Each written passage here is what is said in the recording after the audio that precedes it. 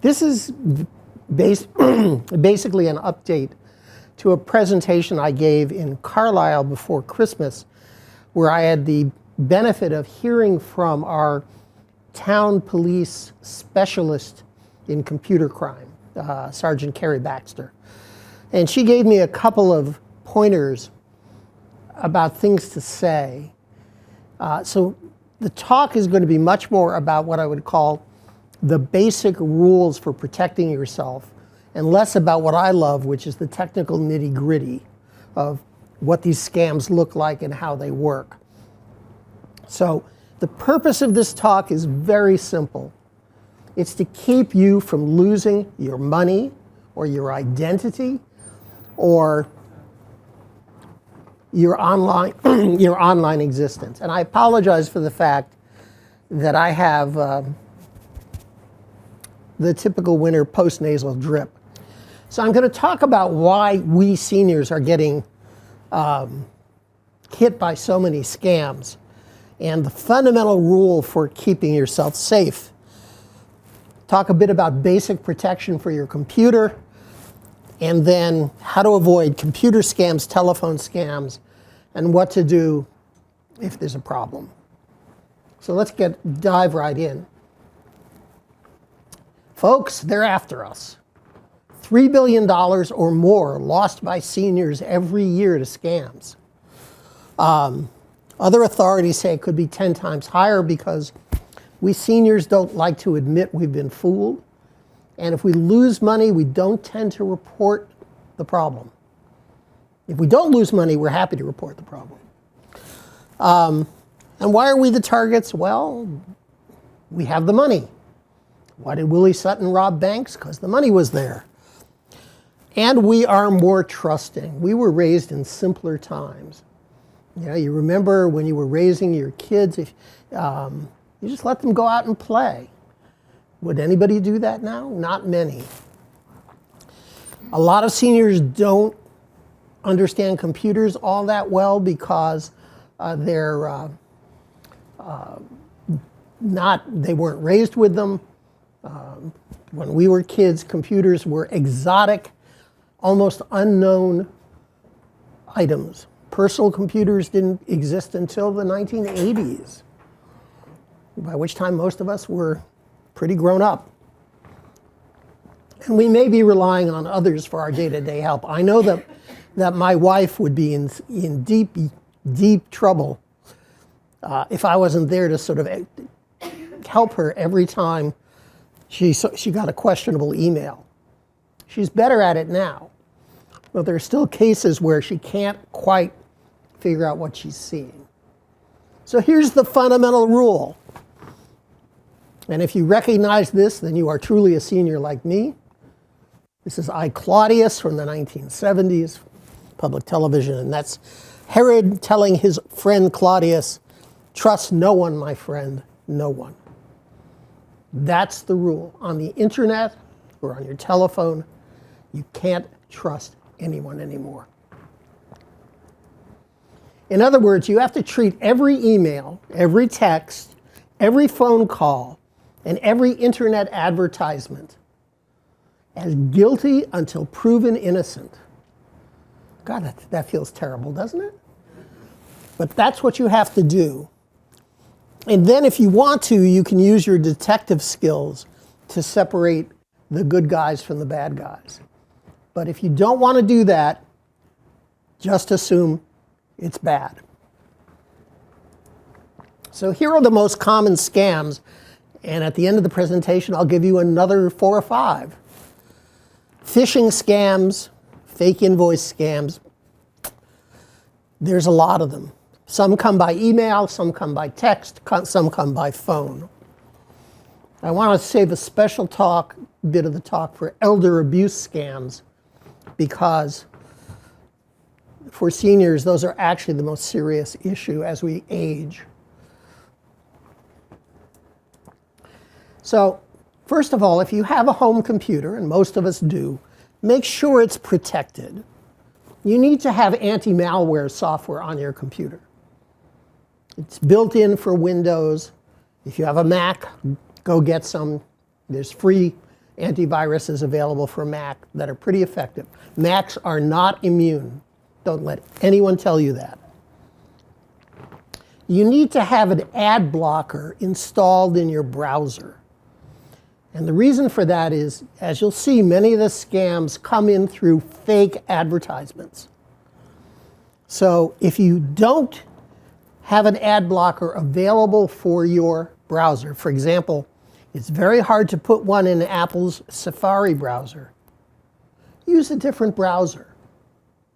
Firefox, Chrome, on Windows, Microsoft Edge, all of them will accept ad blockers. Don't run software that is out of date or no longer supported. All software has bugs, and over time those bugs come to the surface and will be exploited. If your software is supported, keep it up to date. Keep your hardware up to date. And use strong passwords, and make sure they're unique to every site, not shared. Get a password manager if that's too hard. There are some good ones. Or get what's called a passkey, which is a little hardware gadget that holds a cryptographic secret that identifies you. And instead of a password, you can plug it into your USB port on your computer, press a button. That sort of substitutes for your password. You need to be careful about these gadgets when you're done with them. Don't leave your old cell phones and laptops lying about. They all have batteries. And as they age, the batteries can swell and they can fail. In the worst case, they can explode. I'm sure you've all read about these e-bikes and motorized skateboards that have gone up in flames. That's battery failure happening. So if you're done with a device, recycle it. If you don't know how to do that, ask the COA, they can help you. Basically, you can take any computer or any cell phone to Staples on Route 2A. They'll recycle it at no cost. If you have a router that you don't rent from Comcast, if you bought it, make sure you replace it every couple of years. The routers only receive security updates for a year, and after 3 years, they're basically sitting ducks for hackers. So replace your router every 3 years. It's not that expensive. Not the Comcast one, though? The Comcast one is fine. They will keep it up to date. Every 3 years, you can go in and get a new one from them anyway. Actually, whenever you feel like it. Still, when it comes to security, you are the weakest link. That's what the scammers are targeting, us. Computers are actually pretty well protected these days. We, on the other hand, there's no antivirus up here. So let's talk about the text-based or computer-based scams. So I'm just going to start with the rules to protect yourself. Never click on a link in an email, text, security notice, or crash notice. Look up the sender first.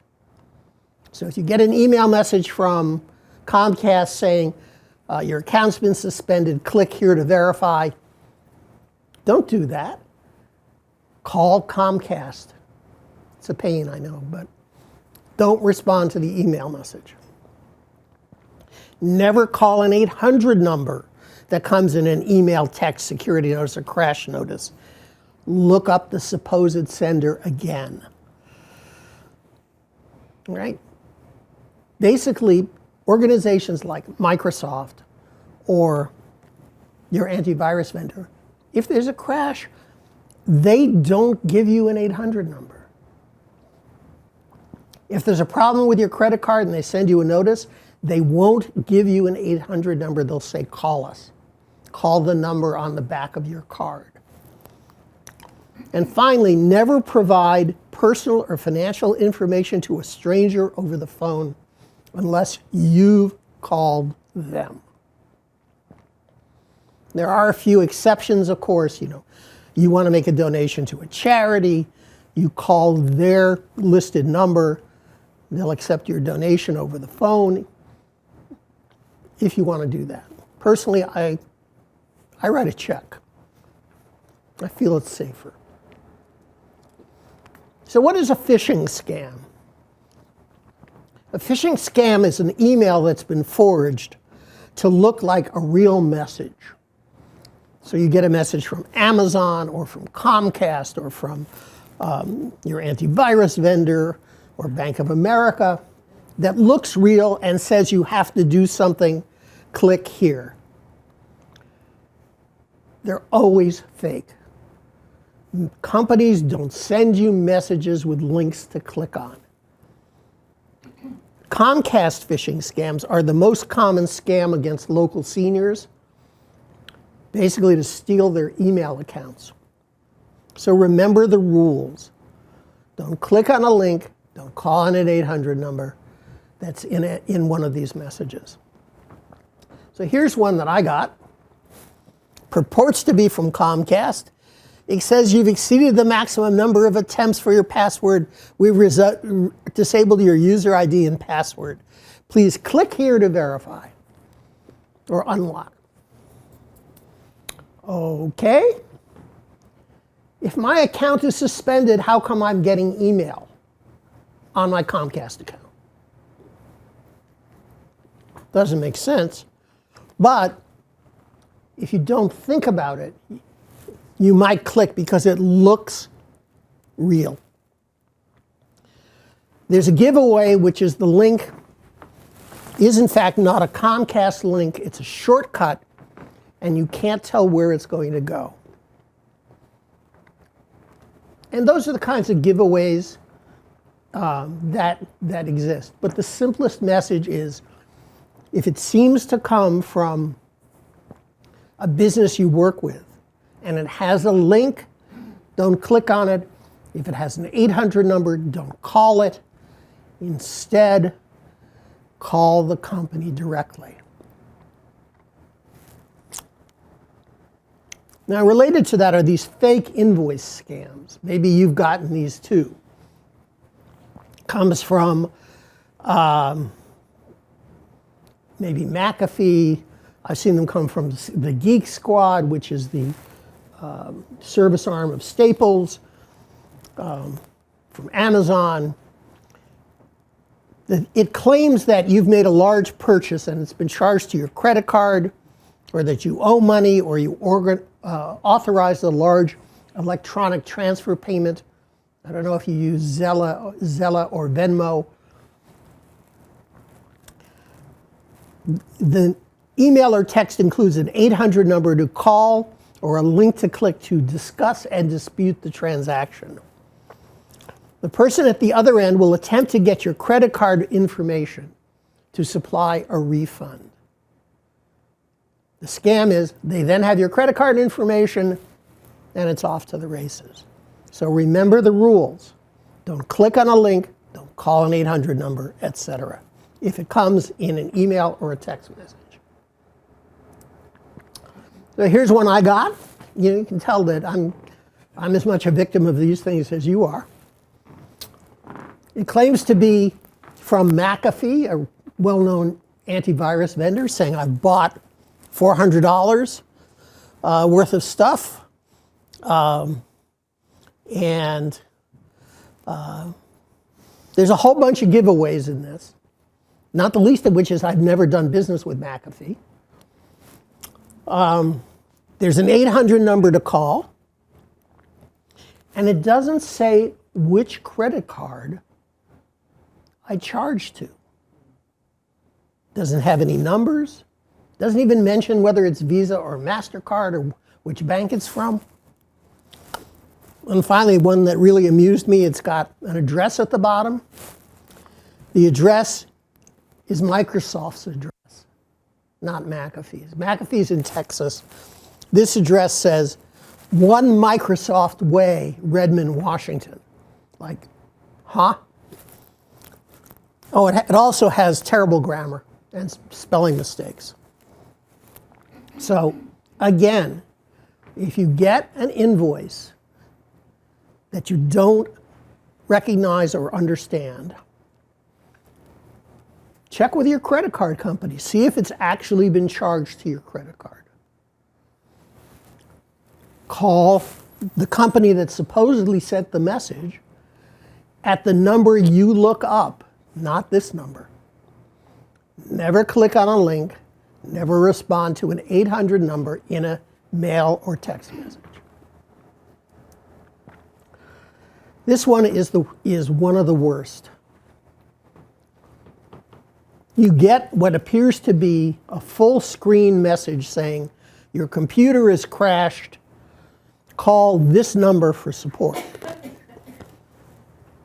The hacker at the other end will indeed help you. He says, I'll install some remote control software to diagnose this, and then he's got full control of your machine, and he will ransack your computer for sensitive information. He will install malware and claim that you owe him money for the service. So they get you coming and going. This is, again, an actual example that happened to me. It takes up the whole screen. This is a really old example. It's Internet Explorer. But it looks like a standard Microsoft crash notice of the time, except it has this call for support. Microsoft doesn't do that. No vendor will put an 800 number in their crash notices. So, how do you know it's not legitimate? Well, one thing is, were you browsing the web when this happened? If so, it's probably a malicious advertisement. Advertisements these days can take your whole screen, and they can be very difficult to get rid of. So always have an ad blocker in your browser, always. If you still have control of your system, it's actually not a crash notice. So on a Mac, see if Command Q will quit the application. On a PC, it's the key combination Control Alt Delete will bring up a screen that allows you to reboot the system or start the task manager and kill off your browser. If there's an 800 number, it's not legitimate. If there's a link to click, it's not legitimate. Instead, restart your system. If this goes away, it was an ad. If it persists, you may have a virus infection. Call the COA. Get technical help from an IT professional. But that's very rare. Mostly it's advertisements. This one is an oldie but goodie. You get an email or a phone call or a text that you've won a fabulous prize. And you'll get the money as soon as you send them a check or gift cards or a money order to cover taxes, costs, their next drink at the bar, whatever. Of course, the promised money never arrives, and in the meantime, the scammer has your payment.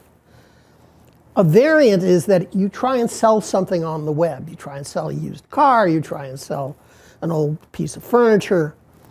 The buyer sends you a check that's too large and asks you to repay the excess via wire transfer or cryptocurrency or an electronic payment. Your repayment is genuine, but the check is not.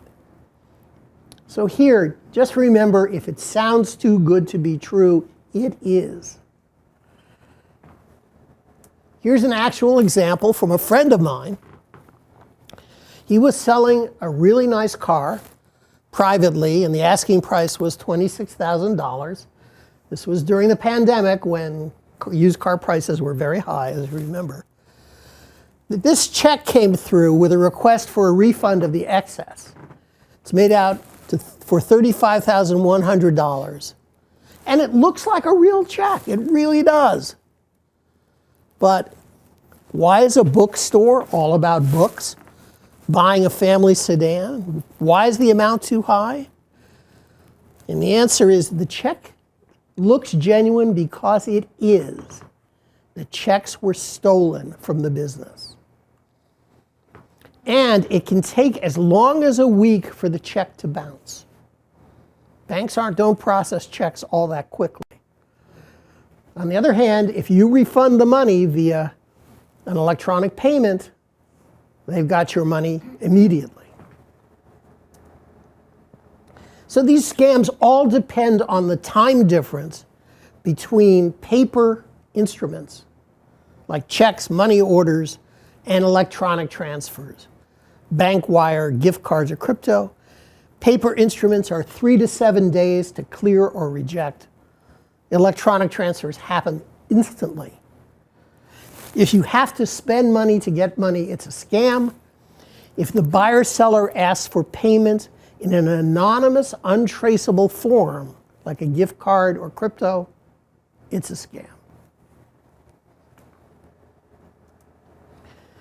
Romance scams. Okay.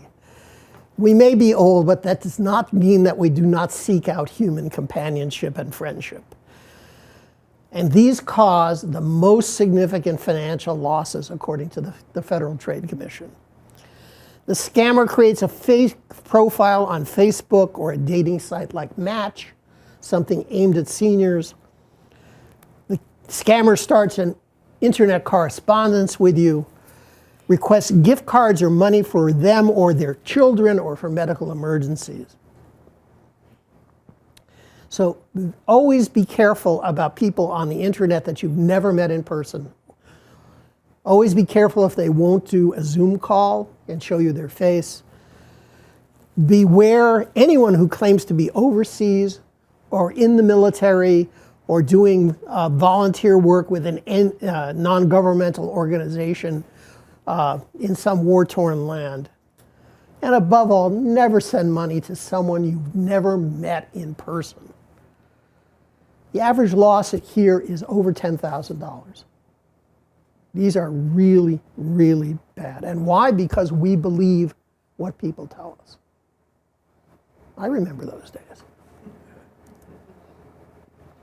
So here's another example, a little less harmful, but maybe more common. You get an email from somebody you know saying, I need a favor, or do you have an Amazon account? And the friend's email account has been hacked. It's been taken over. And the scammer will say that he or she needs gift cards for a niece, grandchild emergency, but is unable to buy them. The hacker will ask you to buy them and to send the gift card numbers, and you will be repaid. Then he or she just pockets the money and disappears. This is the most common scam after a Comcast email hack. I've seen this probably 24 times in Carlisle. People have given up their email credentials to a phishing scam, and this is what happens is everybody in their mailing list, their address book, gets this sort of a message. How do we know about it? Well, Carlisle has a community mailing list called City in the Woods. And the hacker doesn't look at the address book, he just spams the whole address book. So suddenly everybody in Carlisle gets this message saying, I need a favor. And immediately you call your friend up and say, you've been hacked. So I don't know if they have something like that in Carlisle, a mailing list for seniors, but it's actually very useful. Here's another one that's really amusing, or not. You receive an email allegedly from your own account, and the sender claims to have total control of your PC and has spied on you via your webcam. He has incriminating video and demands money, or the video will be sent to your friends. This is all bleep, bleep, bleep, bleep, bleep. Because the to and from addresses are forged. There's no security in an email. They can make it look like it came from anyone or was sent to anyone. And so remember that all emails are guilty until proved innocent. Still, you might want to put tape over your webcam if you're security conscious. I saw this one at a nonprofit I support. Everybody there got one because their addresses are listed on the internet. And I'm saying, great. They use desktops. They don't even have cameras. That's how stupid this one is. But there must be the occasional person who falls for it because they still do it. Let's talk about our telephones. God. The FCC says that 50% of the calls you receive, more than that, will be scams or spam. That's because the phone system, even more than the internet, was designed with no security. When it was designed, AT&T owned everything. They didn't need security. The internet has reduced the cost of an international phone call to essentially zero. You can set up as your own telephone company for less than $10,000 in equipment. And then you can just completely defeat every control on the telephone network. And filter services aren't perfect if you use them. And the do not call list is hopeless. So here are the rules for your phone. Don't provide a lot of personal information when you answer. Don't say, hi, this is so-and-so, how are you doing, etc.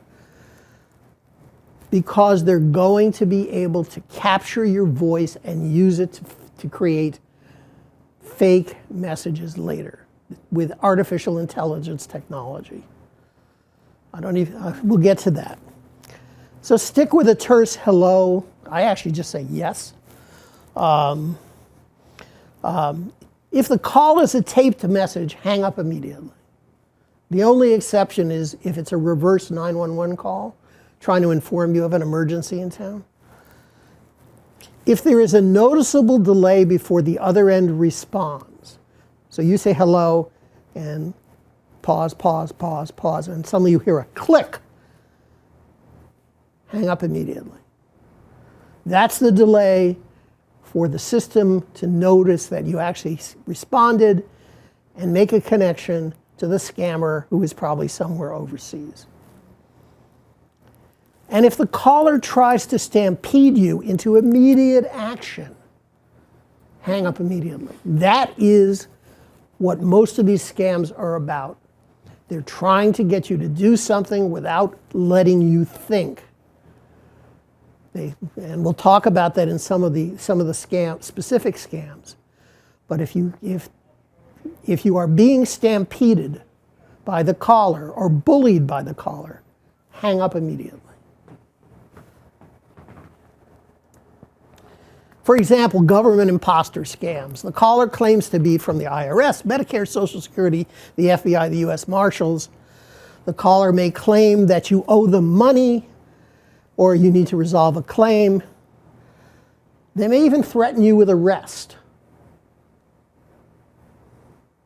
It's pretty scary. The FBI is coming for you because you haven't paid your taxes.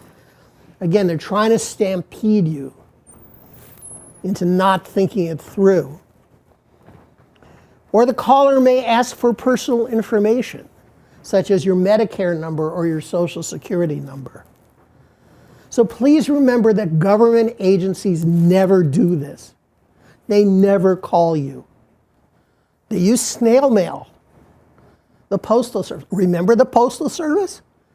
That's what they use. If you have a problem with your taxes, the IRS will send you a snail mail message. If you have a communication from Social Security or Medicare, it will come in the mail. If you're in doubt, again, just like with any other case, look up the agency, call them on the number that they say is their main number.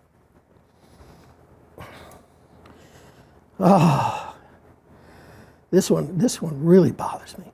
Grandchild imposter scams. The caller claims to be a distraught grandchild who needs ransoming or bail or rehab. And the caller may start with, you know who this is, or it's me, and then, trusting us, we supply the name for them to use. This child or an adult representative tearfully begs for financial help. Otherwise, your child, grandchild, niece, nephew, whatever, is going to be locked up.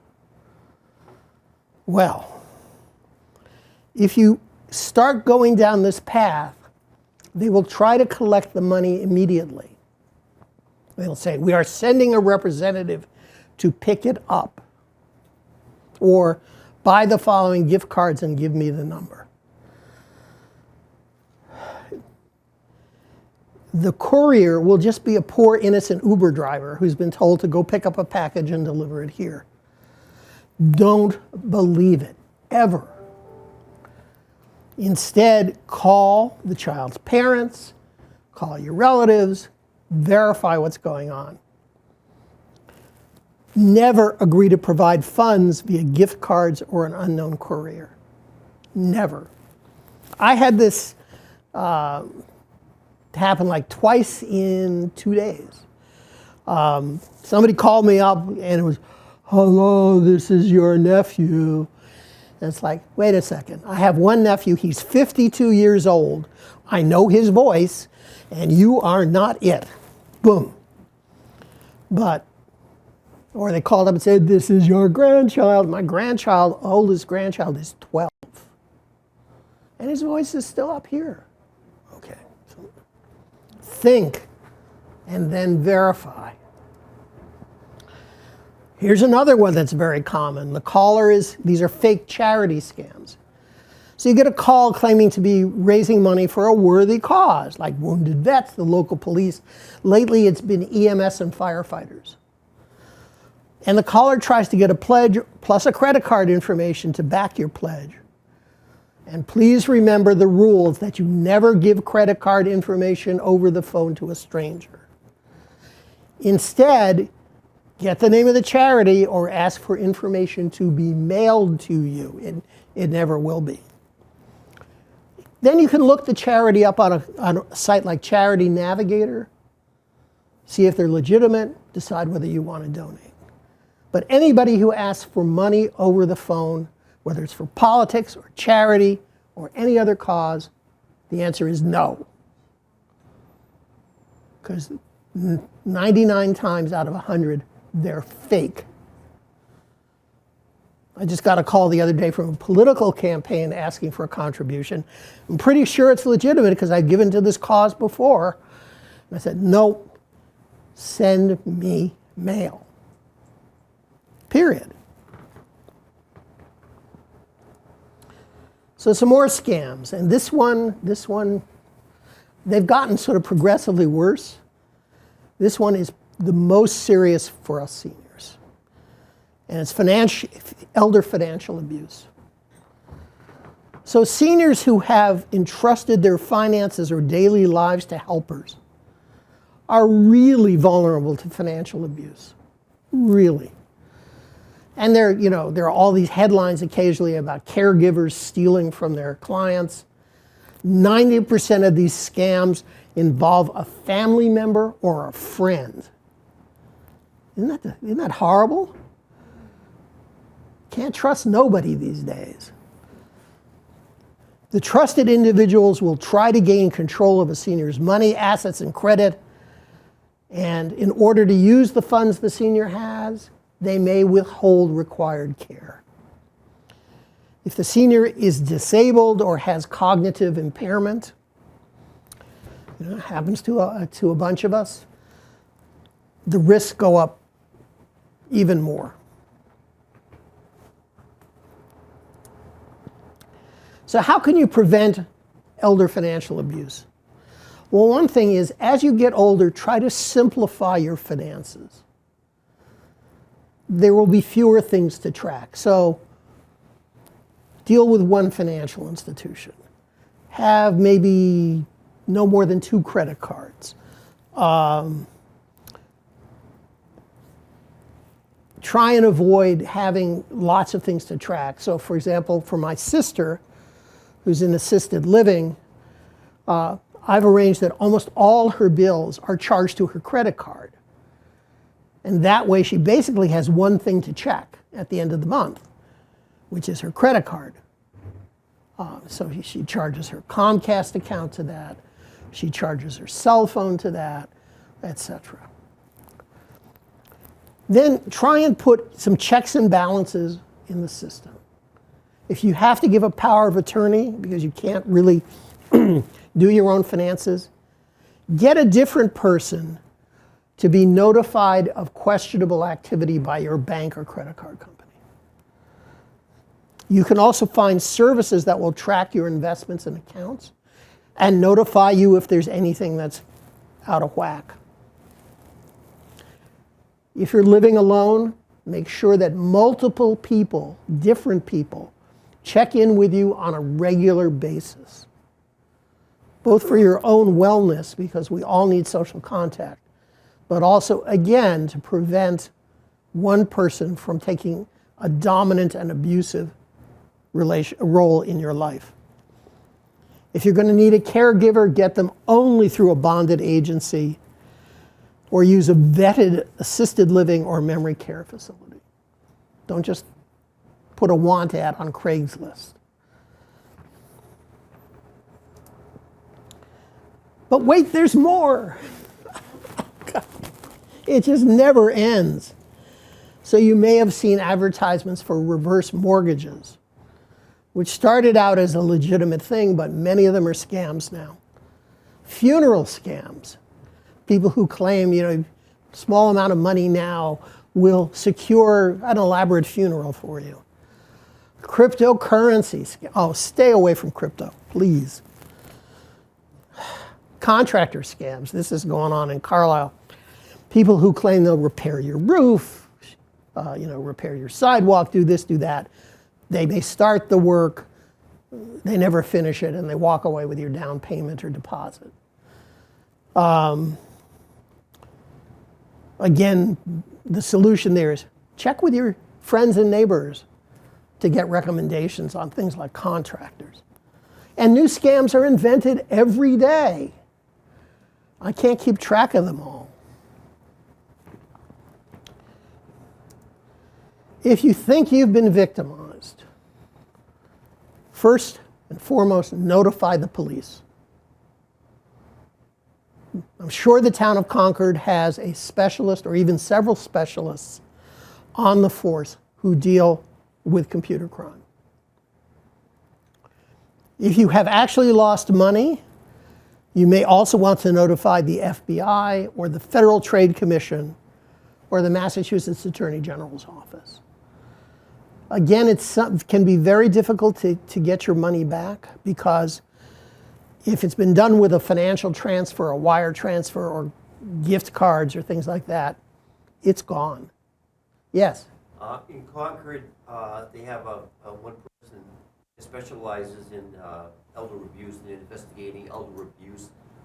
His name is Detective Rodriguez. Okay, that's good to know. Detective Rodriguez, if you suspect elder abuse. Because, thank you, that's a gruesome one. Now, if you have been hacked, if your computer is behaving very strangely, if strange messages are appearing, get help from your local COA. They'll probably end up calling me. Or there are IT professionals you can trust. In this area, there's a gentleman who goes by the professional moniker of Brian the IT man. He knows what he's doing, and he will be able to help you. Make sure your online accounts, if you've been hacked, go immediately. Change your passwords everywhere. Remember the way this all works. So you have your Comcast or your main email has been hacked. Well, you can go to Amazon. The hacker can go to Amazon and say, I forgot my email, my password. They'll send a confirming message to your email account, which the hacker now controls. I had some friends who lost control of virtually their whole online presence because they lost control of their email. So if you lose control of your email, if you've been hacked, change all your accounts. I mean, no exceptions. You might want to consider going to two-factor authentication. That means when you log in, they send you one of these annoying text messages that has a 6-digit authentication thing that you have to type in. Two-factor authentication is based on the idea that you have to have something you know, which is your password, and something you physically have possession of, which is your cell phone. Doesn't always work, but it's better than nothing.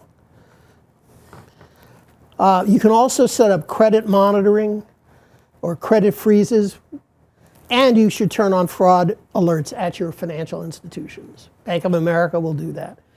And they get really picky really fast. I made a legitimate transaction with a firm I had never done business with. And before they would let it go through, they first rejected it. They sent me a text message. They said, call Bank of America credit card line and say this is okay. And they didn't give me an 800 number. It was like, call the number on the back of your card.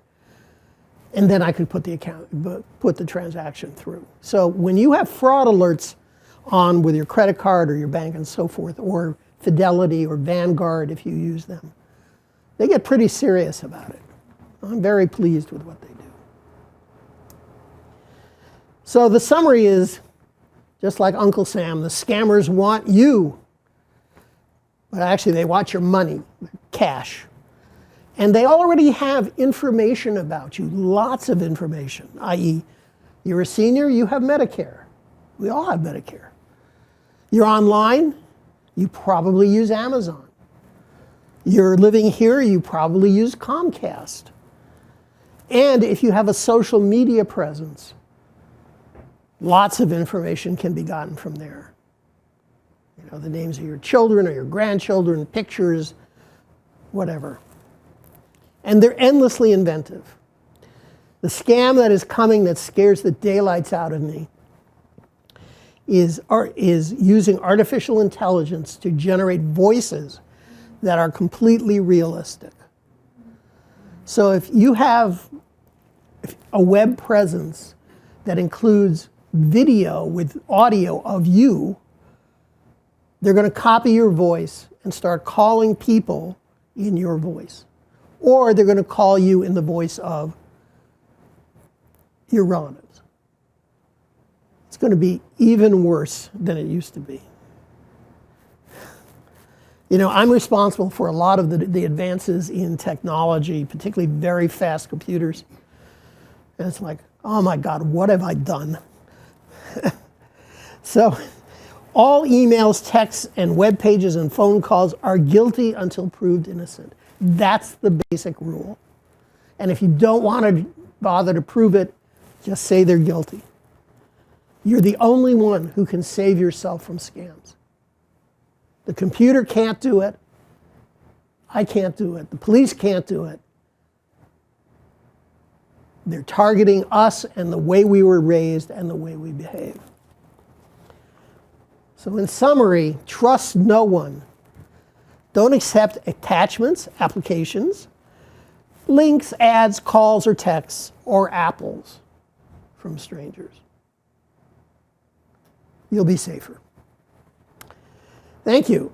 And I'm happy to take any questions at this point. Yeah. You were saying in reference to answering the telephone, Yep. debrief, and one of the responses you suggested was yes. And a few years ago, I was told about not to do that because they can take your voice saying yes and put it with another comment that they can record and that you've agreed to something. That's a good point. So maybe just hi. Yeah. By the way, the same thing applies to your answering machine message. If you use an answering machine, don't put an endless amount of, hi, this is so-and-so, gosh, we're sorry you're not here, etc. Just, this is telephone number, leave a message. Even better, get someone else to record the message for you. We have a fairly elaborate message on our answering machine, but it was done by a third party, so copying that voice is not going to do any good. It's been there for 20 years. Yeah? This might be a silly question, but why did they develop artificial intelligence? Because it seemed like a good idea at the time. I honestly can't answer that. The notion is it is going to make our lives easier. That computers will be able to think through simple tasks or even complex tasks and do things for us or that we couldn't think to do.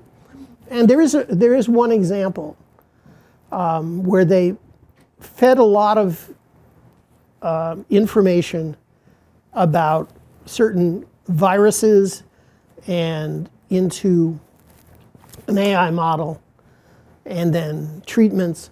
And the AI model extrapolated an entirely new chemical compound to attack the viruses, and it works.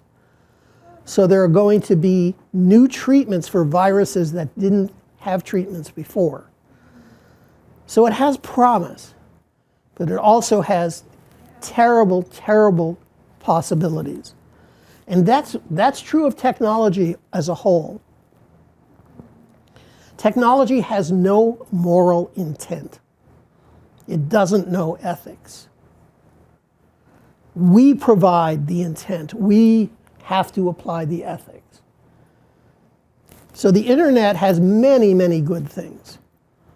There are all kinds of things I can do now with the internet that I could never do before. I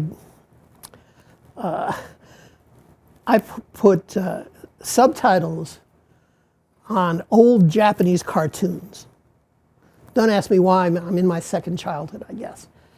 Well, I use a collaborative network of people to help me from all over the world, and I've never met any of them.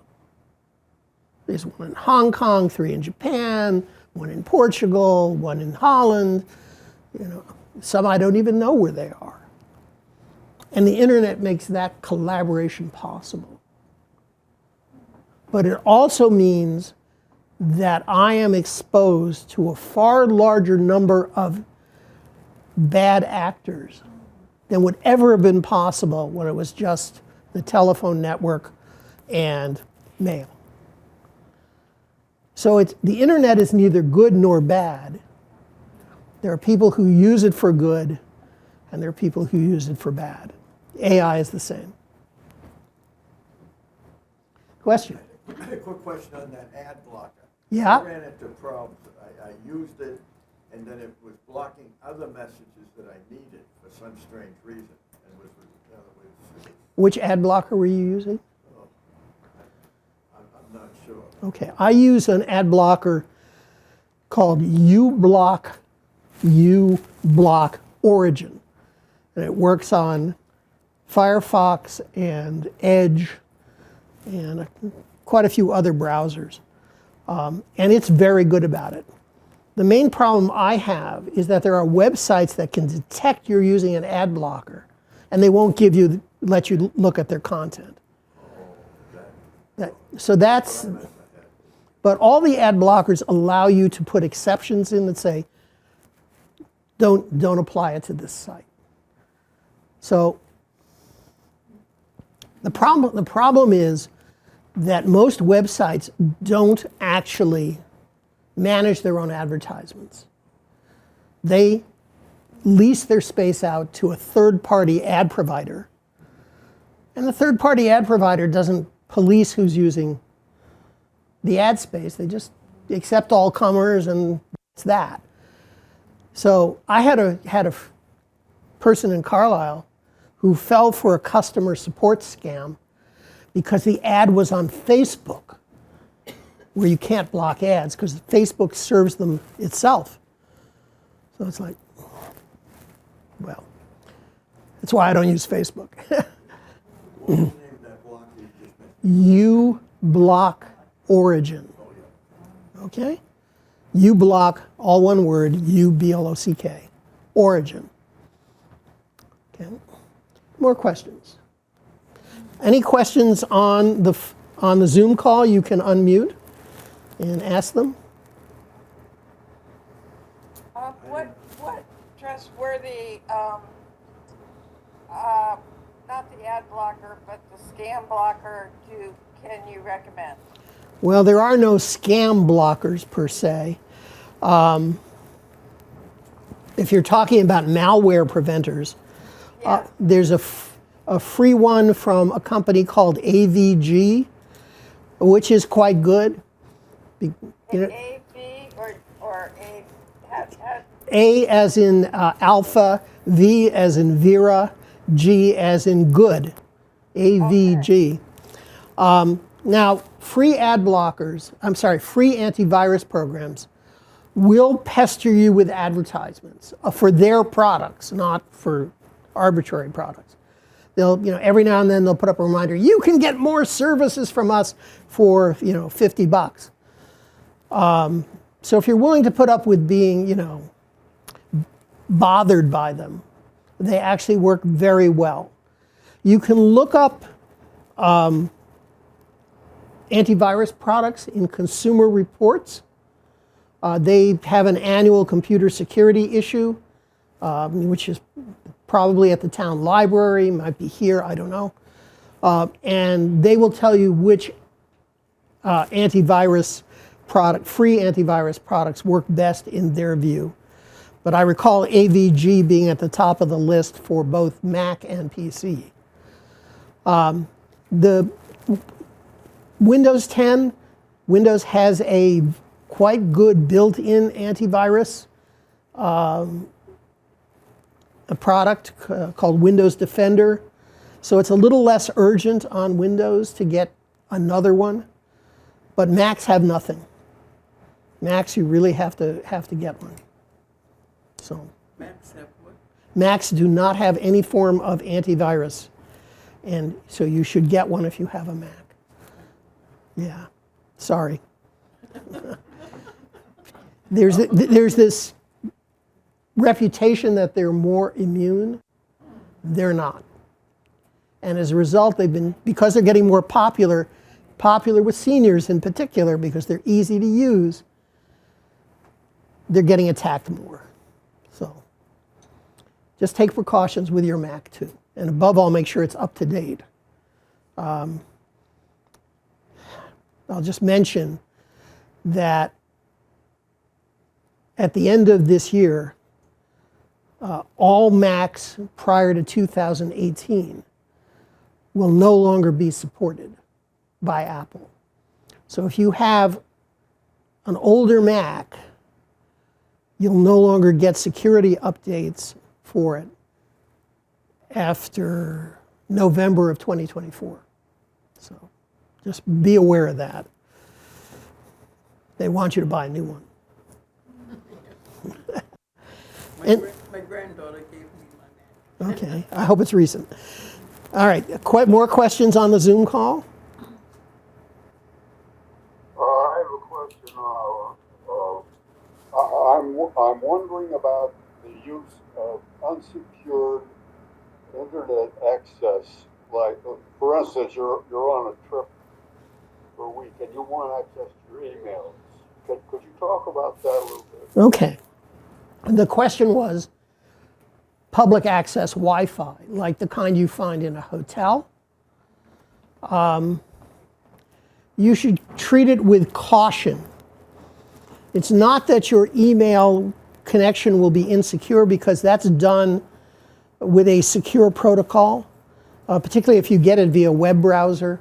It's using a secure protocol, encrypted protocol, so they won't be able to read your email.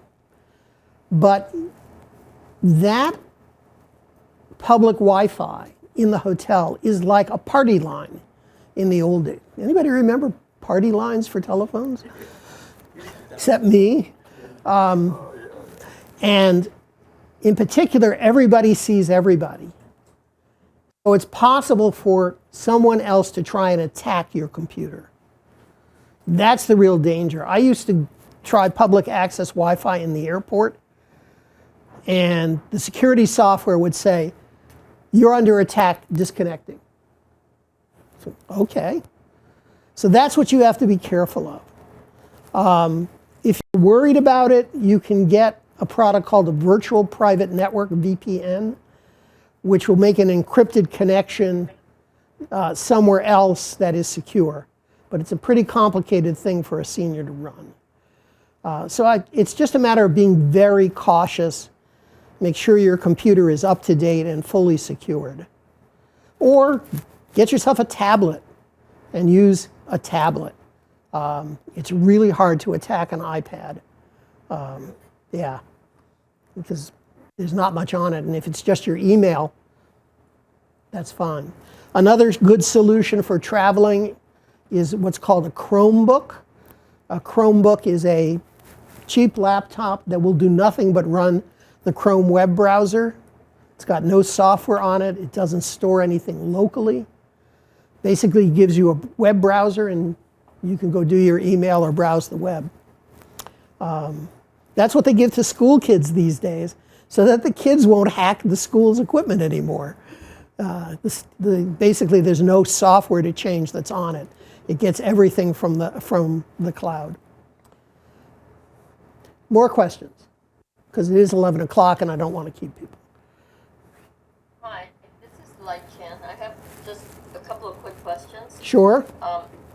I joined a little late, so I'm sorry about that. And I was wondering if you would consider sharing your slides after the meeting.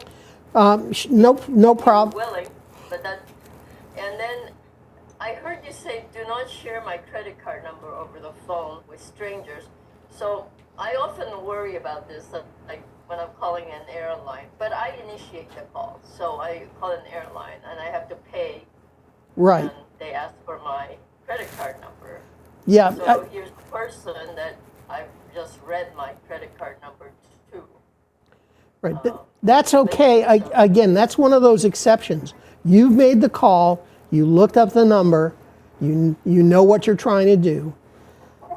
It's not a stranger soliciting information from you on a call you didn't make. So that's okay.